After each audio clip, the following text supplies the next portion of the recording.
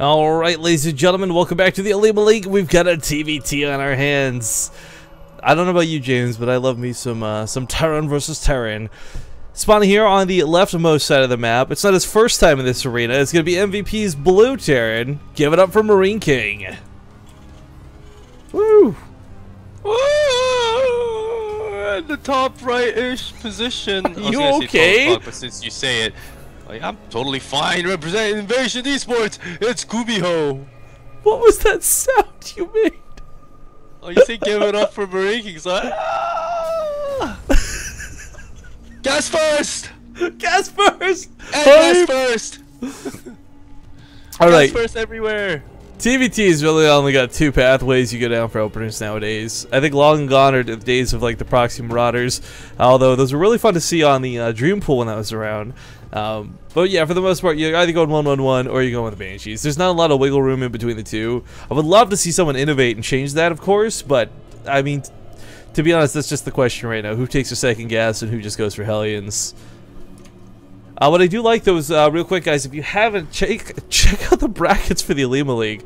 Once again, we got a little bit of Terran dominance going down here, but Trap and Seed are fighting off. We got Choya versus Salvation. You got Liquid Hero versus Alicia. Gumiho versus MarineKing that we're watching right now. You know, normally it's Axiom who's got most of their members with, you know, Alicia, Impact, Ryung, or whoever, but MVP looks to be king of the brackets today. Yeah. It was funny as head coach playing against their, I don't know, like a backup liner. I don't know how to call Salvation. I would love if it's like in the middle of the game he starts like coaching him. He's like, "Why did you let me get that? Why did you let me get that attack off? You should have done this instead." Well, similarly timed factories again. We're really keeping a keen eye on what that second gas looks like here, folks. The Reaper opening out of Gumiho actually. I mean, it's Catalan. It's interesting to see. I'm actually really glad we didn't see too much. We have seen some 2-Rax Reaper on this map, but the fact that they both with that gas with the Rax timing, I'm really glad that we did see this get skipped over. But still, one Reaper can be a bit annoying if left unattended. But most importantly, it's gonna scout.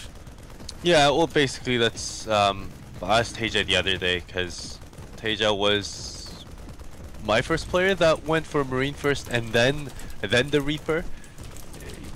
What he pretty much said was it's just to get the scout done, not so much the damage, and it will, especially mapping the Catalina. And I think this is what differentiates Gumiho and MarineKing in terms of their interpretation of the Terran race themselves. See, MarineKing, even though he went for gas first, what he likes to do is he likes to get the macros started and eat enough so that he could just constantly go into a constant unit production and try to win in a micro fight. Whereas Gumiho, wanting to be slightly cheeky with Cloak and Banshee and Reaper to make sure that his strategy will work. Well, so there's a little bit of a difference. Yeah, actually, I'm surprised. Gumiho's like, the Viking first is really paranoid. This is crazy seeing versus MarineKing, of course. But Hellion. MarineKing actually, it's going back to the way you just described him too. One of the things we've classically seen out of him is when he does play bio, like he goes through these really early upgrades that never really seem to come to effect until like later on when you're +3 above your opponent. But right now, this opening, I don't know how much damage this is going to do. The Widowmine's a cool addition, but these Marines should get Hellioned alive. And Viking's going to intercept. Oh. Yeah. Well, I mean, as you see, the Marines are just going to get melted, though. It's that light damage bonus, right? Hellions are barely not going to finish the Widowmine. It's going to kill the Viking. But he kills the medevac, so I kind of like neutralized the damage, I guess. He's just going to hit himself. There you go. Yeah, yep. Nice moves. Nice moves out of Gumiho. I really don't know who to call that for. MarineKing did lose a little bit more, but it did stop Gumiho from going for that push.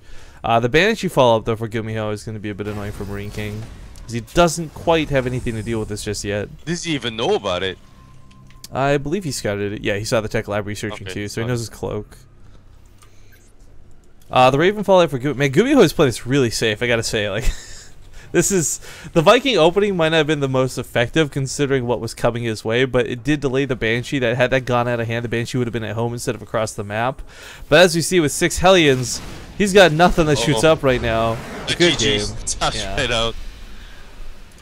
He saw really that coming too. interesting I'm surprised. Yeah. I'm surprised. Like just